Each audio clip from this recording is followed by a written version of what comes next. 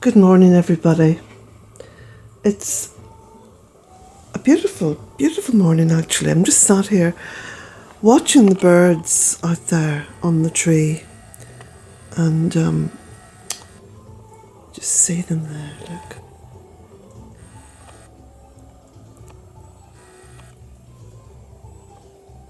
So we had some rain last night. So there's this beautiful freshness blowing in through the back door. It's lovely. It's just quite heavenly to sit here with the door open and just watch all that comes and goes.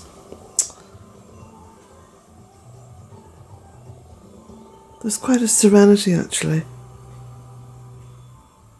after the rain. You know, I was thinking about nature and everything that is and remains actually to this day, the Celtic culture in Ireland.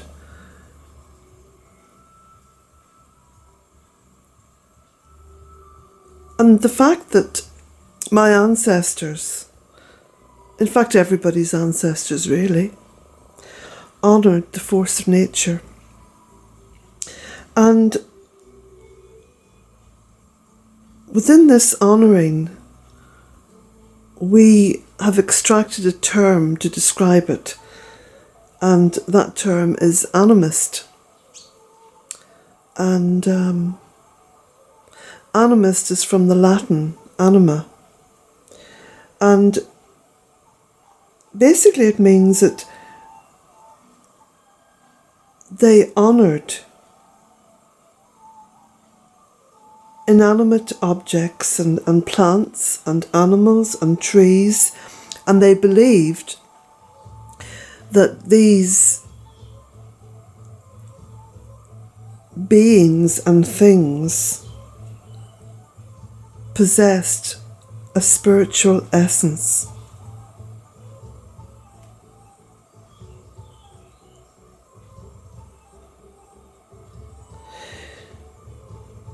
The Celts viewed the presence of the supernatural as pivotal to the way they lived and the way that they regarded the multiverse around them. And in fact, the Celts probably had more understanding of the multiverse than what we have today, because they didn't put barriers in their minds. They didn't sort of come to the table with a lot of preconditioning. And in fact, today, I think all of us are aware. I mean, I'm particularly aware because I was a teacher for a short time, and particularly aware of the fact that our role as adults and as teachers is to bring the young mind into a pattern of understanding, and that pattern of understanding is very much only what we have experienced within our own education, which of course is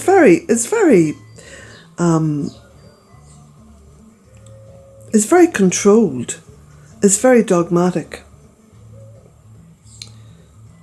So the Celts believe that the rivers and the springs and the trees and the rocks and everything was imbued with a deep spirituality. And if you look into previous civilizations, that of the Roman Empire and the Grecian world, their initial understanding of the world around them encompassed all this as well.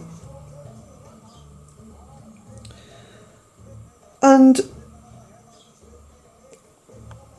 the reason why I was thinking about this morning is because when I got deeply involved in the anti-fracking campaign, I was asked by a young campaigner to give one short statement that would best describe why I was against fracking. And it was so simple. It was so very simple. All I said was, water is sacred. Because it was my understanding that we drink the water that the dinosaurs drank. In other words, all the water that is now on Mother Earth has always been on Mother Earth. We are trapped inside a biosphere.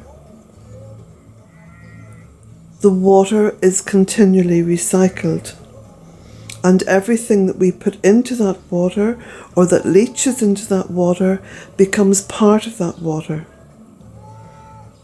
Now that doesn't bode very well for countries where fracking has been has sort of run riot over the landscape, that human greed has dismissed the sacredness. And in fact, to see the environment as sacred is the closest you will ever get to a sense of the divine.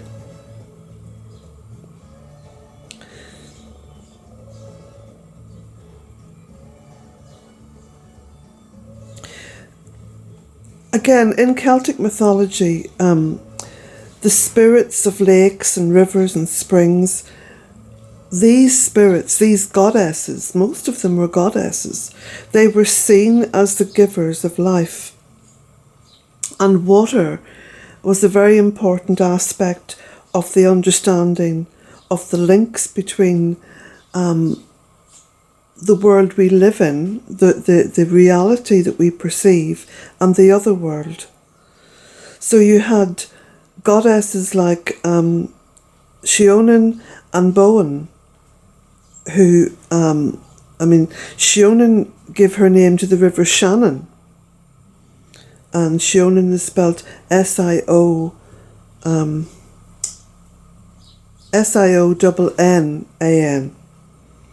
And then you had the goddess Bowen, and she gave her name to the river Boyne. So the tales of the goddesses and the rivers are so deeply interwoven that we don't know which one came first. Isn't that interesting?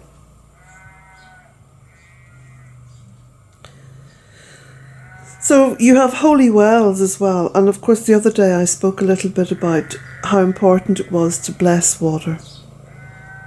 But not just to bless water, but to have a dialogue with water. And there were a few of you who left links to I think it was the Japanese scientist who went on to prove this deep connection between our thoughts, our actions, and how water perceives that. And that's a very interesting study.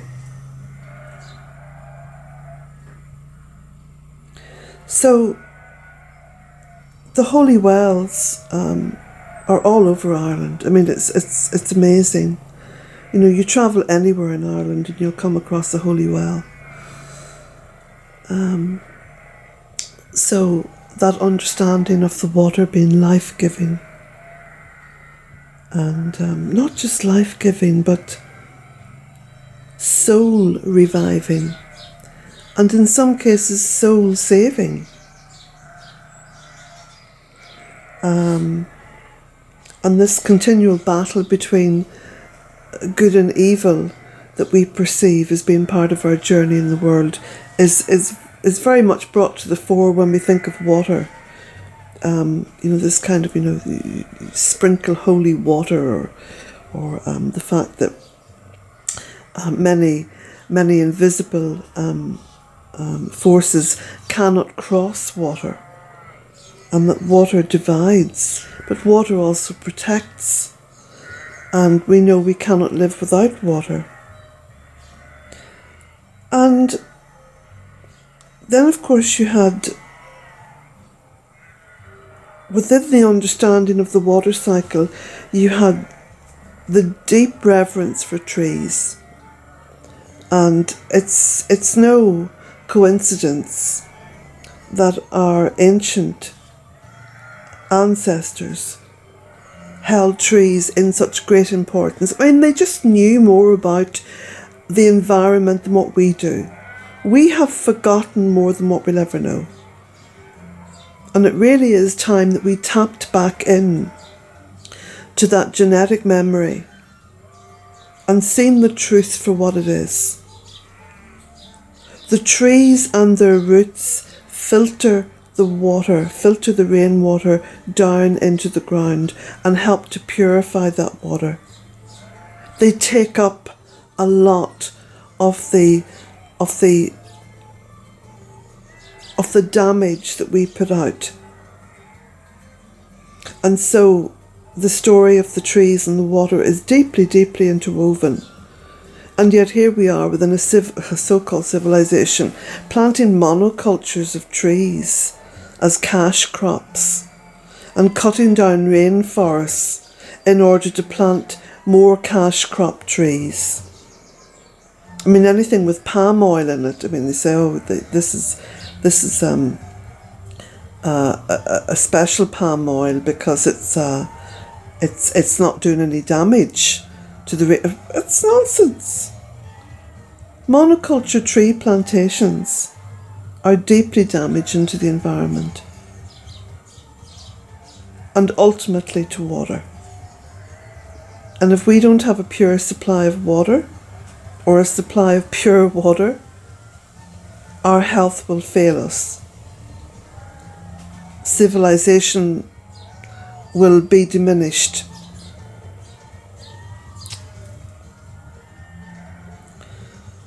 So,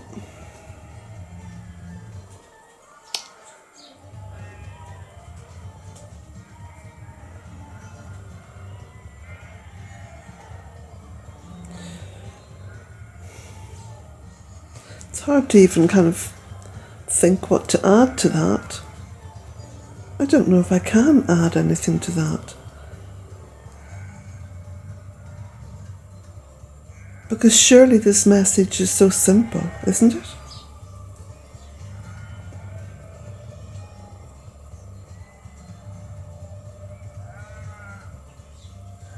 My neighbour John has put what appears to be hundreds of sheep up on that hill behind the cottage, and all I can hear now is sheep baaing in every direction.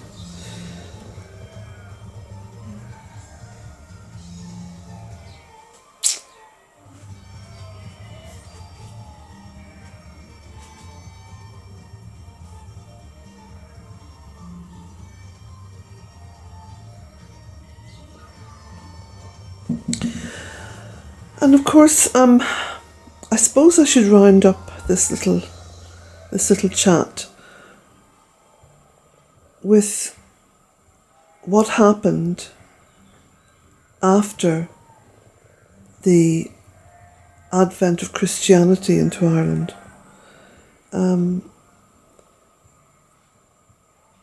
Because the empirical Christianity, which of course came from Rome, didn't really get its claws into Ireland for quite a few hundred years. I mean, it was well after the Dark Ages that empirical Christianity, as I would refer to it, because it was empire building, without a doubt. It was after the Dark Ages when you had the Synod of Whitby, where you had Roman Christianity, Roman Catholicism, literally forced upon Ireland, because Ireland had its own Celtic Christianity, that the diminishment of the sacredness of the trees and the landscape